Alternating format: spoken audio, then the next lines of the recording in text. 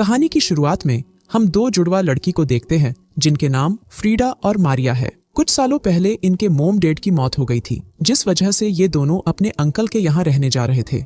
गांव में पहुंचने के बाद फ्रीडा पहाड़ पर एक विला को देखती है और बोलती है ये जिसका भी होगा वो बहुत ही अमीर होगा। ये बात सुनकर टांगे वाली औरत बोलती है उस विला में थॉमस कार्नस्टीन नाम का आदमी रहता है। इसके बाद ये दोनों उसकी आंटी केटी से मिलते हैं। इसके बाद हम एक लड़की और उसके आदमी को देखते हैं। ये लड़की बोलती है कि मैंने बाहर कुछ आवाज सुनी। जब ये आदमी गेट खोलकर बाहर देखने जाता है तो गुस्ताव नाम का आदमी इस पर हमला कर देता है। ये देखकर लड़की यहाँ से भागने लगती है, लेकिन बाहर गुस्ताव के आदमी उसे पकड़ लेते हैं। ये लड़की गुस्ताव से बोलती है मैं कोई चुड़ैल नहीं हूँ, मुझे जाने दो, लेकिन गुस्ताव उसकी कोई बात नहीं सुनता है। इसके बाद इस लड़की को एक पेड़ से बांध दिया जाता है और गुस्ताव ईश्वर से प्रार्थना करने के बाद उस लड़की को जला देता है।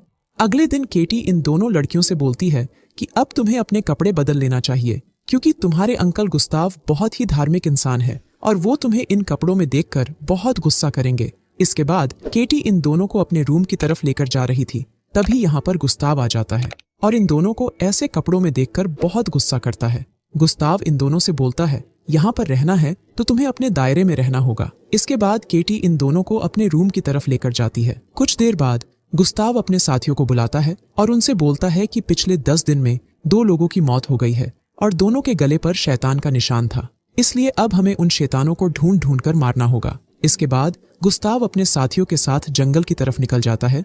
तभी गुस्ताव को एक घर दिखाई देता है जहाँ पर एक लड़की रहती थी। जब गुस्ताव अंदर जाता है तो उसे विला का मालिक थॉमस मिलता है, जो गेर्टा नाम की लड़की के साथ मस्ती कर रहा था। गुस्ताव बोलता है कि हम शैतान की तलाश में हैं, तो थॉमस बोलता है यहाँ पर इस खूबसूरत लड़की के अलावा कोई नहीं है। ये बात सुनकर गुस्ताव यहाँ से निकल जाता है। इसके बाद रास्ते में गुस्ताव को एक आदमी की चीखें सुनाई देती है। जब गुस्ताव उसके पास जाता है तो उसे एक आदमी दिखाई देता है जिसका पूरा खून सूख गया था। गुस्ताव उसके गले पर 2 दांत के निशान भी देखता है और समझ जाता है कि ये वैम्पायर का काम है। इधर मारिया अपनी बहन फ्रीडा से बोलती है कि अब हमें सो जाना चाहिए, अगर गुस्ताव अंकल आ गए तो फिर से गुस्सा करेंगे। तो फ्रीडा बोलती है हम पर चिल्लाने का गुस्ताव को बस बहाना चाहिए, अगर हम यहाँ पर रहे तो ये किसी नरक से कम नहीं होगा। तो मारिया बोलती है हम यहाँ पर रहने के अलावा और क्या सकते हैं। तो फ्रीडा बोलती है बस कुछ दिन की बात है और मैं यहाँ से भाग जाऊंगी। इसके बाद गुस्ताव घर आता है और केटी से बोलता है कि मैं उस थॉमस को बहुत अच्छे से जानता हूँ।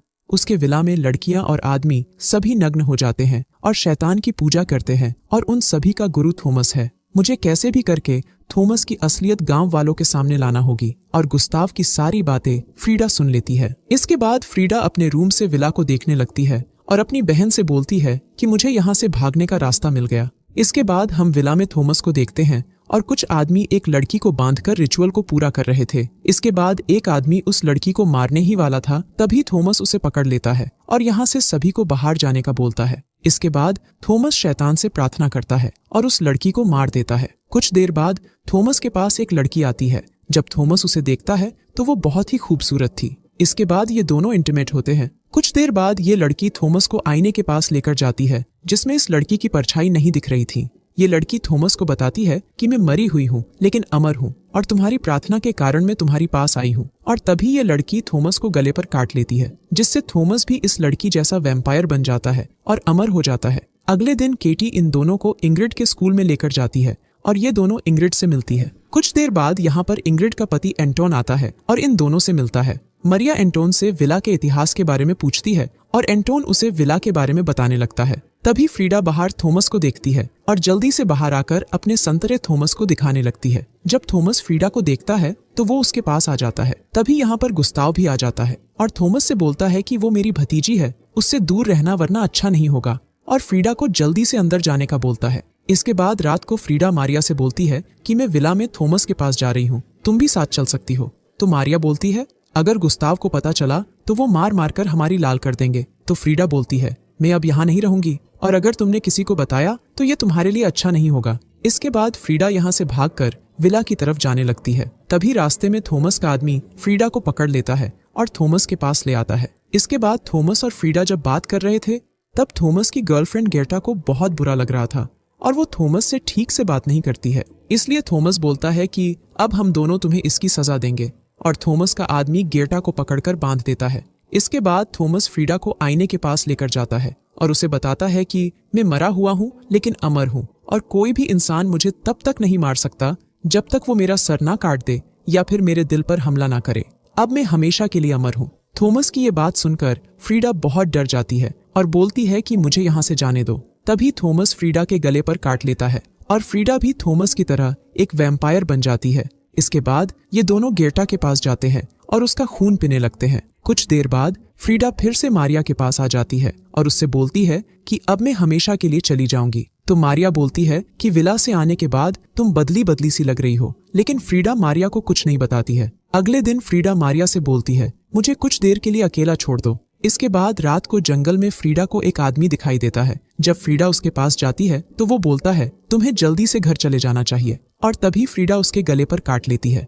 लेकिन फ्रीडा को चारों तरफ से गुस्ताव के आदमी घेर लेते हैं, इसलिए फ्रीडा जल्दी से गुस्ताव के पास जाती है और बोलती है, मुझे उस शैतान से बचा लो। इसके बाद गुस्ताव जैसे ही क्रॉस निकालता है तो फ्रीडा वैम्पायर में बदल जाती है, जिस वजह से गुस्ताव फ्रीडा को पकड़कर अपने साथ ले जाता है और उसे तहखाने में बंद कर देता है। इधर ये बात जब थॉमस को पता चलती है तो वो फ्रीडा को बचाने के लिए मारिया के पास जाता है, लेकिन तभी थॉमस मारिया के हाथ में क्रॉस को देखता है। कुछ देर बाद मारिया के हाथ से क्रॉस नीचे गिर जाता है।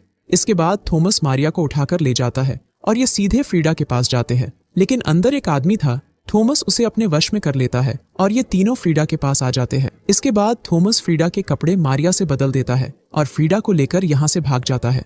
कुछ देर बाद यहाँ पर गुस्ताव आता है और मारिया को फ्रीडा समझकर अपने साथ ले जाता है ताकि गुस्ताव उसे जला सके। इधर एंटोन मारिया के पास आता है, लेकिन यहाँ पर फ्रीडा थी। फ्रीडा धीरे धीरे एंटोन को सेड्यूस करने लगती है और तभी वो एंटोन पर हमला कर देती है, लेकिन एंटोन जल्दी से क्रॉस फ्रीडा के ऊपर फेंक देता है, जिससे फ्रीडा का हाथ जल जाता है और एंटोन यहाँ से भाग जाता है। इधर गुस्ताव मारिया को जलाने ही वाला था, तभी यहाँ पर एंटोन आ जाता है और उन्हें बताता है कि ये मारिया है, इसे मत जलाओ।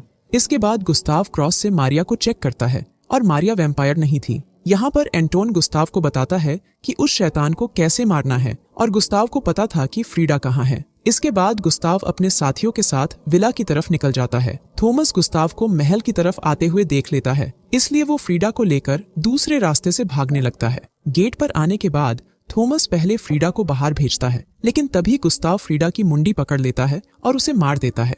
ये देखकर थॉमस अंदर से गेट बंद कर देता है। इधर मारिया फ्रीडा को देखने के लिए विला में आ जाती है, लेकिन मारिया को थॉमस पकड़ लेता है और उसे विला में ले जाकर ऊपर से फेंकने की कोशिश करता है। तभी इसके पास गुस्ताव आ जाता है। गुस्ताव थॉमस पर हमला करता है, लेकिन वो चूक जाता है और मौका देखकर थॉमस गुस्ताव को मार देता है। इसके बाद थॉमस मारिया को काटने ही वाला होता है, तभी एंटोन भाले से थॉमस को मार देता है और थॉमस कंकाल में बदल जाता है और यहीं पर यह मूवी खत्म हो जाती है।